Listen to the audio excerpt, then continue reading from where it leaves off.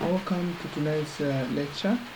So today we're looking at the anatomy of a computer. We're still under computers, and we're looking at the anatomy of a computer, and then from there we'll go further by looking at how to convert hexadecimal numbers, which are base 16 numbers, to decimal numbers, which is base 10. So this is ICT. My name is Harmtedy. So we start with the anatomy of a computer. Okay, so the computer system consists of three units, which we discussed in the previous lecture. We have the input devices, we have the central processing unit, and then we have the output devices. So this can be written in a block figure as this. We have the input devices there, we have the central processing unit, we also have the output devices. So we can look at the central processing unit alone, then from there we'll also look at the input and the output. So the central processing unit is made up of three units, which I discussed. Okay, it's made up of a lot of units, but the main ones that have been spotted out are the memory. We have the memory unit, and then we also have the ALU, which is just the arithmetic and logic unit. So arithmetic and logic unit. Then apart from that, we also have the control unit. So the control unit is also one of the very important features of a computer. Alright, so let's discuss these units one by one. So we have the memory unit, the ALU, and the control unit. Okay, so let's start with the input devices. So these devices just read information from the input media and enters into the computer in a coded form. So I explained this in the previous slide, in the previous lecture that we had, which is lecture 1. Okay, so the second one we have is the central processing unit, which is abbreviated as CPU.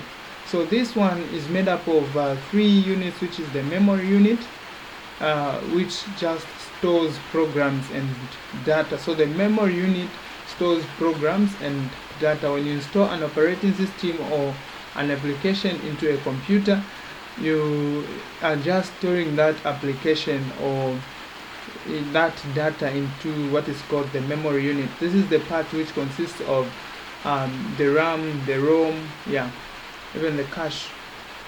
And then apart from that, we also have the ALU, which is the arithmetic and logic, or arithmetic logic unit. So this one just performs arithmetic and logic functions. So what are these arithmetic and logic functions? So when you talk about arithmetic functions, these are just mathematical functions. So mathematical functions like addition, we have subtraction, we have division, we have multiplication. These are the arithmetic. These are arithmetic, which are just addition and subtraction. And then we have also the logic functions. So these logic functions are just functions that help the computer to decide whether something is true or false. So when you talk about logic, it's just a matter of knowing which one is true and which one is false. So this one looks at the logic functions of a computer, in short. That's the logical part. And then we also have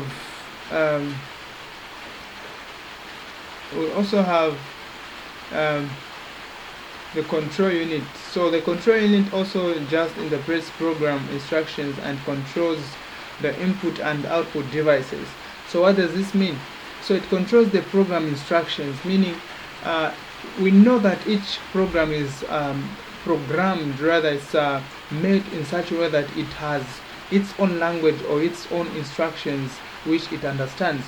So that controlling of the instructions, let's say for instance, if you are dealing with Photoshop, if you have Photoshop and you press the letter B on the keyboard, it's going to it's going to automatically take you into the brushes, meaning you have to start using a brush to paint and doing all other things. If you press on the letter T, it will take you to text, meaning you can type a text there. And if you go into other programs, the letters that I've just mentioned, they mean other things. So what will control that, depending with the application or the program that you are using, is simply just a control unit. And it also controls the input and the output devices. So the control unit is also responsible for controlling the input and the output devices. The input meaning whatever that you are typing, if at all you are using the keyboard, whatever that you are typing will be controlled by the control unit, and whatever that will be outputted, meaning that whatever that will be displayed on the screen of the computer, if you are using a computer as your whatever that will be displayed on the screen of the computer, in short, is also controlled by the control unit. We also have the output devices, which just decodes the information and presents it to the user as useful information. Alright, so let's look at the characteristics of a computer. So computers are characterized in so many ways. They have a lot of characteristics, in short. So we know that there is no human being here on earth who can calculate, who can do mathematics, who can just do things as fast as a computer. No one can be compared to how computers do. How computers do things. Like maybe making a lot of calculations in just 1 second, millions of calculations in just a second. So this gives a computer a high-speed character. So computers have high speed. So computers have the ability to perform routine tasks at greater speed than human beings. They can perform millions of calculations in just a second. So this is what I was just talking about. And then apart from that, computers are very accurate. So computers are very accurate compared to normal human beings. So computers are used to perform tasks in a way that ensures accuracy. So this is just self-explanatory. They are very accurate.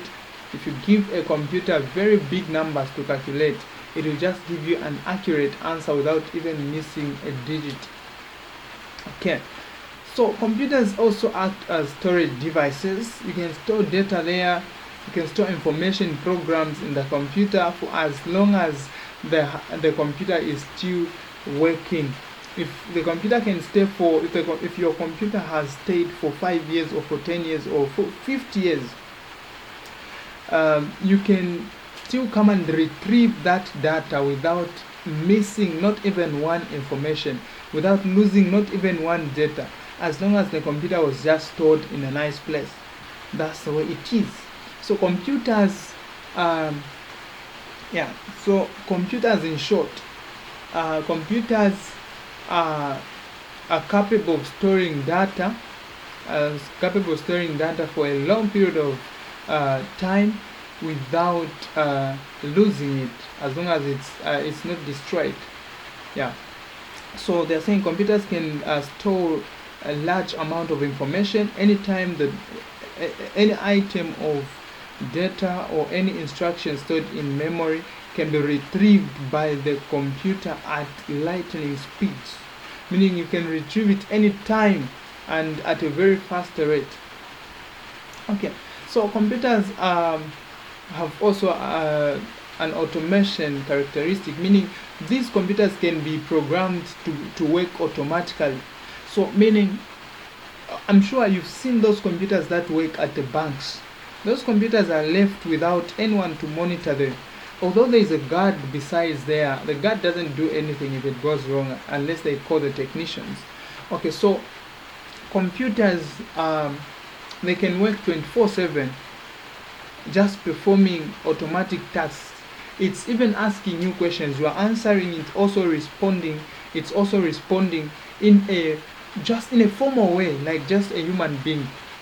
So we have robots that are being made everywhere. This should be Russia. They are making robots, very advanced robots, which can talk to you. They are very automatic, in short. They can do almost anything that a human being can do, except that they can't think on their own. So we're going to look at limitations of a computer. So what I've just said is one of the limitations. Computers can't think on their own. They need an external human being, an external thing to control them, in short. Alright, so computers can be instructed to perform complex tasks automatically, which increases the productivity. Yeah, so computers have a characteristic, or rather an automatic or automation characteristics. They can be programmed to work automatically even without anyone controlling them. Okay, so let's move on to the next characteristic. So computers are diligent. Computers can perform the same task repeatedly and with the same accuracy without getting tired. So this is also one of the very important characteristics of computers. They can perform the same task repeatedly with the same accuracy without getting tired. So imagine that you have a computer, and that computer is programmed to maybe to manufacture biscuits.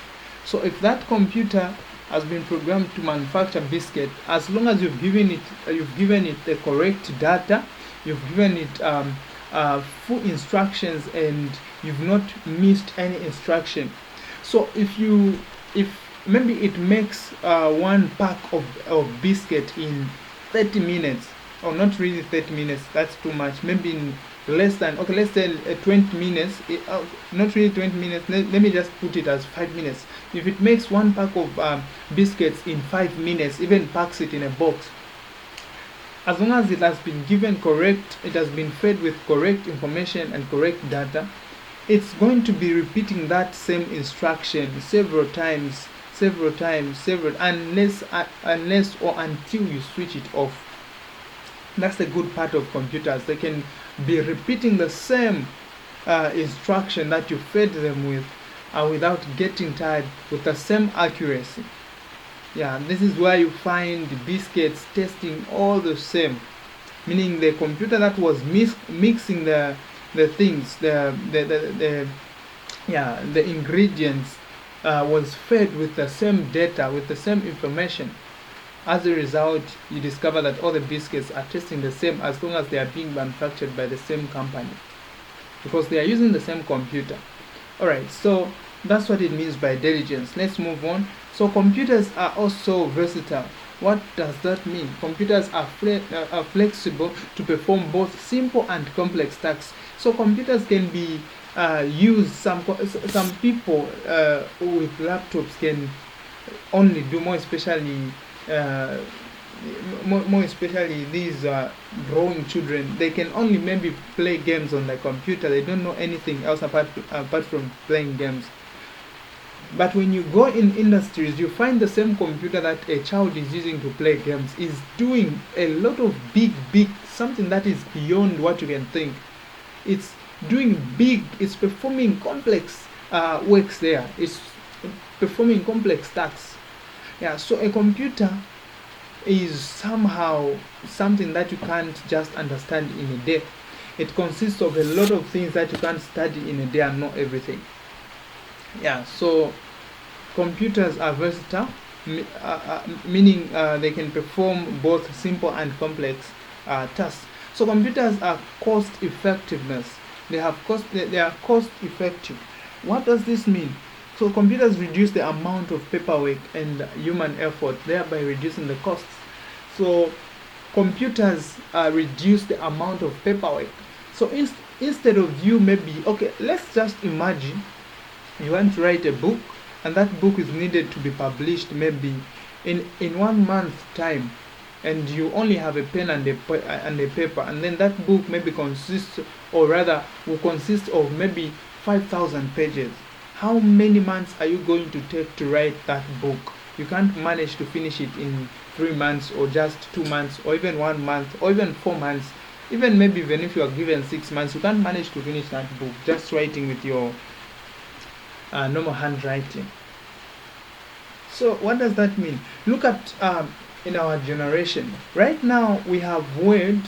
That should be 2019 Microsoft Word. It has a voice detection application there, where you just, instead of typing using your fingers on the keyboard, you are just reading through what you want to type, and the computer is busy typing for you. It's detecting where there's space, where there's what, as long as you are resting, where you are putting commas, very fast it's typing. So after doing all the typing, your work will just be there to start making corrections where it went wrong, spellings, and maybe putting full stops where it did not put a full stop. Yeah, that's what you only do.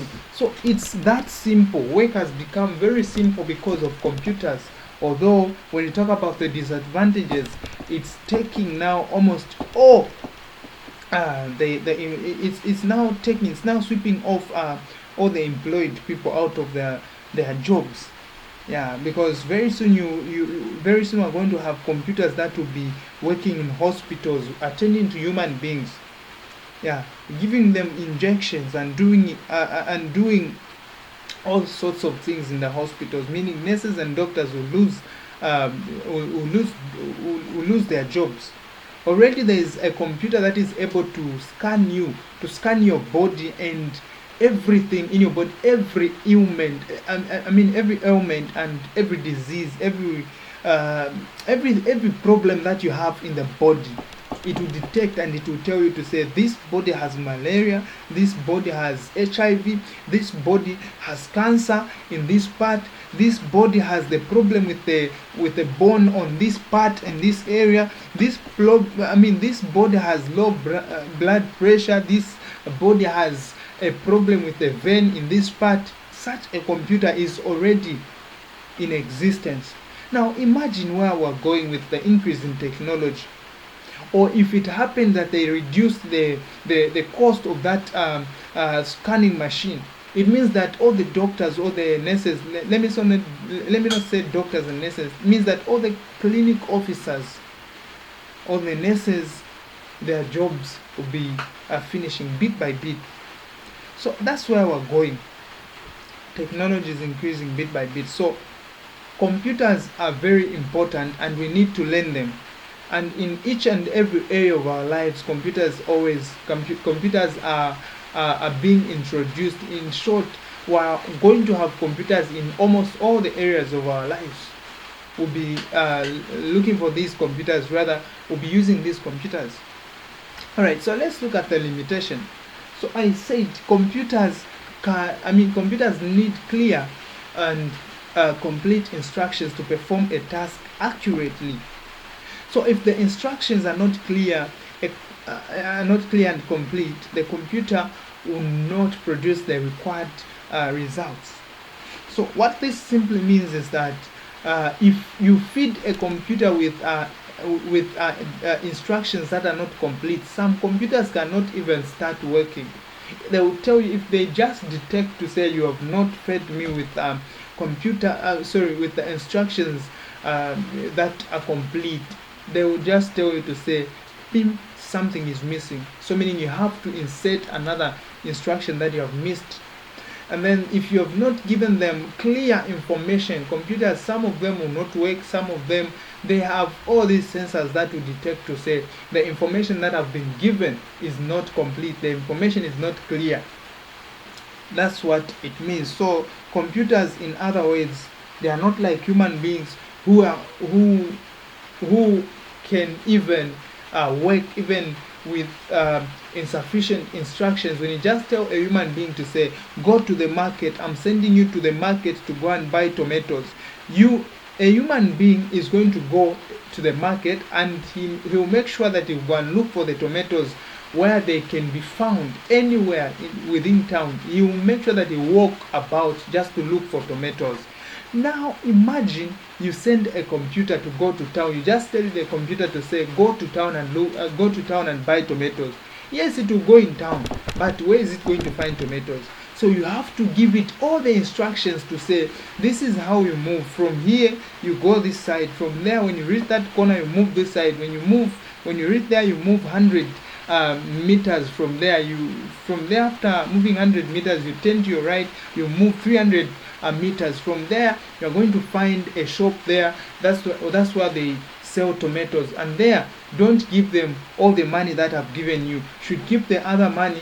You should keep at least a 20 kwacha which you are going to use to buy bread.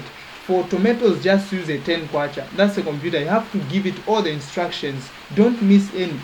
If you miss any instruction, it will end up making an error.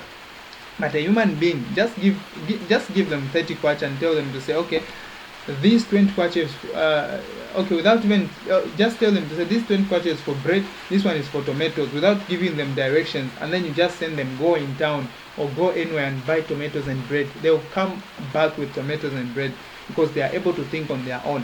This takes us to the next limitation, which is computers cannot think on their own. So meaning they need an external thinker. They need a human being to think on their behalf. So these are some of the limitations to computers. And then apart from that, computers cannot learn by experience. So if you send a computer today to go and buy tomatoes, I'm giving this example because in the next generation, rather, where we're going, in short, we are going to have robots that are going to be doing everything. These are computer programmed robots.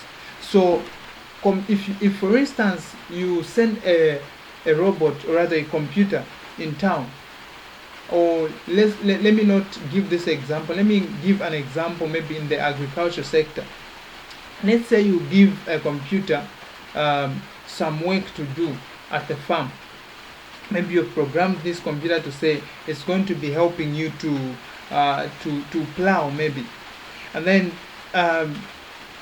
you give it to say today, okay, not really giving it today as it is plowing, maybe it's plowing a farm which is 20 by, okay, not really 20, let me say 500 meters by 200 meters, and you have put the boundaries, you've entered the figures there to say it should not exceed these boundaries.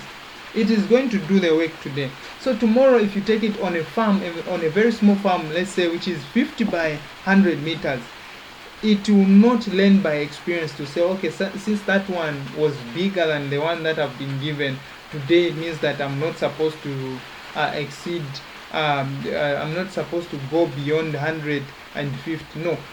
According to what you are going to feed it with, on that particular day, that's what it's going to do. As long as you have not given it any other information, it will not do anything. It will not learn by experience to say, okay, since I always do this, even today I'm going to do this. No, computers can't think on their own. So you need to be there to control them. You need to be there to observe them and monitor them. In case something goes wrong, you are there to stop them, to switch them off. That's why they are called computers. They are made by human beings. No matter how fast they can be, they cannot think more than a human being. No matter how big they can be created, no matter how fast, no matter how accurate they may be, they can never reach the level of a human being. That's the way it is. So they just need to have a human being beside.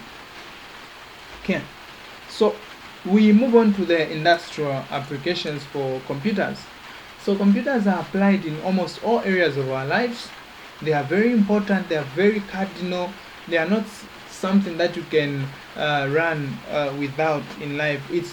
They have now become more important than, I don't know, they have become more important than a lot of things in this world, because we are using them almost in everything that we are doing. Imagine solving mathematics without calculators. Imagine counting election votes one by one without having calculators. Or imagine counting having sensors, counting those numbers that you write in those books without a calculator. Can you surely manage? So a calculator is just a simple computer as well. So meaning computers are almost in every area of our lives. We don't have to say no computers, or we don't have to, we can't we can't live without them. Okay, so more especially in our generation. In our generation, we have become lazy because of the same computers. If we never had computers, we would have had a lot of people who are hard workers. Yeah, but nowadays, look at how lazy we've become because of computers. Alright, so in the in the medical sector, we have computers there, and they are used for diagnosis of various diseases. They as well used in monitoring patients and newly born babies. So these computers are very important in the medical sector. Apart from that, in the education sector, they are used for preparing assignments, research projects, compiling and analyzing of data, administrative functions, and many other services in the education sector. So education sector, we all know what computers are used for. So these are also important. They can come on the exam, should master them. Then in the agriculture sector, they are used in planning, controlling, and management of the farm, as well as spearheading various on-field research works and farm production. So computers are also very cardinal in the agriculture sector. Very soon we'll have computers that will be able to feed livestock at the farms. We're going to have computers that will be able to do almost every work at the farm. So let's beware of that. So agriculture, I've talked about that. So in strategic places such as Zambia Revenue Authority, the police force, the military, and legal institutions, computers are used for data processing and storage of information and data. So computers are very important in strategic places as well. So computers are also important in the manufacturing of a lot of things. Computers are used for virtually everything in the manufacturing of various goods and services with the help of computer automated systems. So this is where I also explained about biscuits, where you just click one button and the computer begins to manufacture biscuits according to the instructions that it has been given, provided everything has been put in place and all the things are complete. All the information that you fed it with is complete. So that's about the manufacturing. So computers are also used in research. So several researchers in various fields are able to exchange data or information on particular research work without necessarily traveling, but they just simply send formula and methodologies in realizing successful results. So what they mean here, for instance, when you have elections, it's not always that people will travel from maybe Lusaka, going to Jadiza district, or going to Mongu, going to Copper Belt. No, what they'll do is that in Copper Belt they will count the votes. Then after counting the votes, they are going to send the results to Lusaka. And then that's what they do. They'll send the results to Lusaka even before they take the ballots there. That's what it means. Okay. We also have the banking and security system. So this is also the part where I talked about the banking this is a part where I talked about automated computers. This is where you have a computer there at the bank and it's able to ask you questions. You just click one button there to ask you insert the password. If you insert a wrong password there, to tell you to say your password is wrong. How does it know? It has been programmed in such a way that it can detect, it can know to say the number of digits that you've entered here and not the required number of digits. You have to enter 5 digits for your password or for your PIN. You have to enter 4 digits for your PIN. It will tell you all those. Yeah, so computers are used for keeping records, controlling and programming of automated teller machines, which are the ATMs, and tracking systems. In terms of security, mostly access to various things is encrypted with MD5 encrypted passwords. which hackers cannot penetrate. So this is also some security system used mostly in the banks. Alright, so thank you very much for attending tonight's lecture. Let's just look at the last question here, rather the quick example here, where we're going to be converting hexadecimal numbers to decimal numbers. So we're converting base 16 numbers to base 10. So remember what I said, hexadecimal is simply just a combination of two words, hexa from hexagonal, which is, or from an hexagon, which is a six-sided polygon. So a six-sided polygon is called an hexagon. So, and then from there, so meaning hex means 6, so we add it with decimal. So decimal from the word, deci from the word decimal means 10. So we have 10 here. So we have a number in base 10. We also have a number in base 6. So these two numbers, when you add them, you come up with 16. So hexadecimal is simply just numbers in base 16. So numbers in base 10, we have 0, 1, 2, 3, 4, 5, 6, 7, 8, 9. So these numbers are all in base 10. Now, how do we write numbers up to base 16? Because we can't write 10 like this. Imagine if I want to write 2, 3, 10. How can I write this? How am I going to differentiate this 10? Because if I want, or if someone wants, can just come and read this as 2, 3, 1, 0 instead of reading this as 10. Hence, what was done was that they introduced 6 letters. So these 6 letters are the ones that are mostly used to represent numbers starting from 10 going up. So these 6 letters are A, B, C, D, E, and F.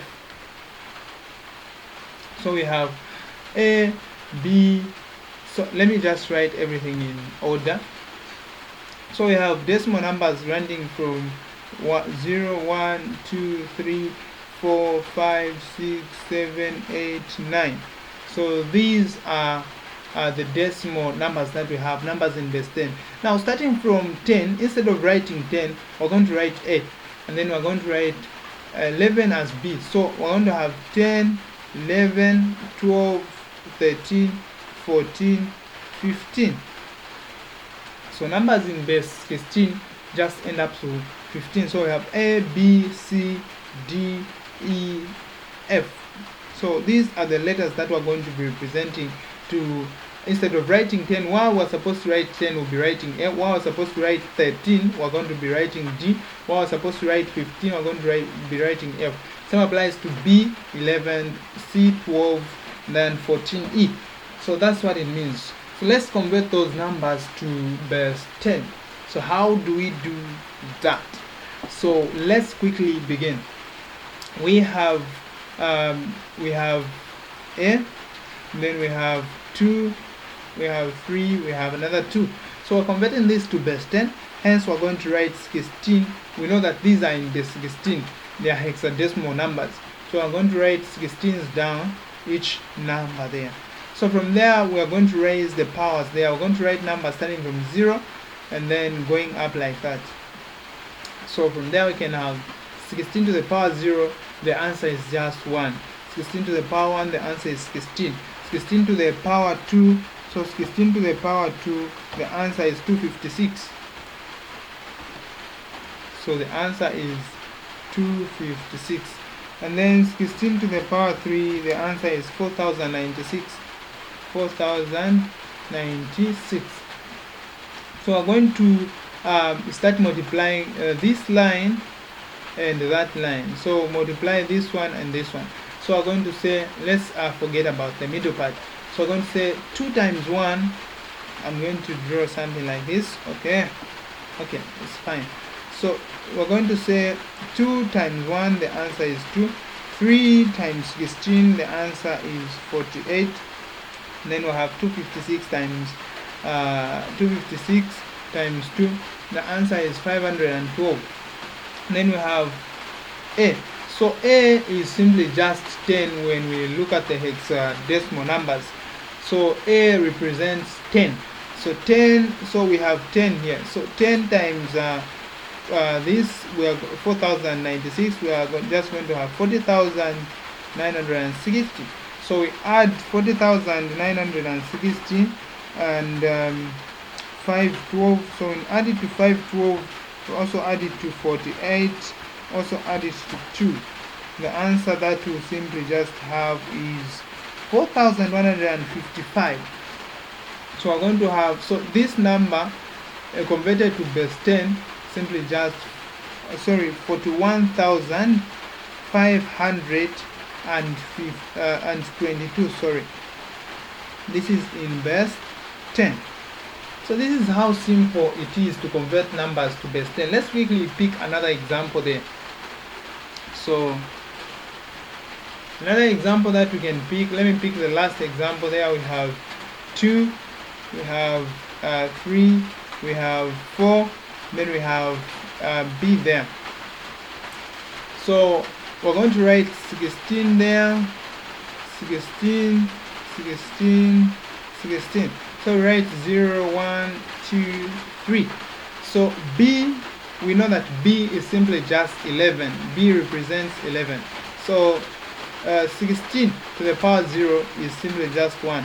16 to the power 1, simply just 16. And then we have 16 to the power 2, we have 256. 16 to the power 3, we have 4,096. So we forget about the middle part there. Begin to multiply 11 times 1 there. The answer that we'll get is simply just 11. And then 4 times 16. So 4 times 16, the answer is just 64. So we're going to be adding all these numbers. So plus, then we have 3 times 256. The answer that you get is 768. 768 is the answer that you're going to get. Then we also add it to 2 times 4,096, which gives us 8,192. So we have 8,192. So when you add 8,192, when you add it to 7,600, 768, then when you add it to the answer, which is 8,960, when you add it to 64, you also add it to 1 in short. So you are going to have 9,025 as your answer. So we are going to have 9,025 as your answer.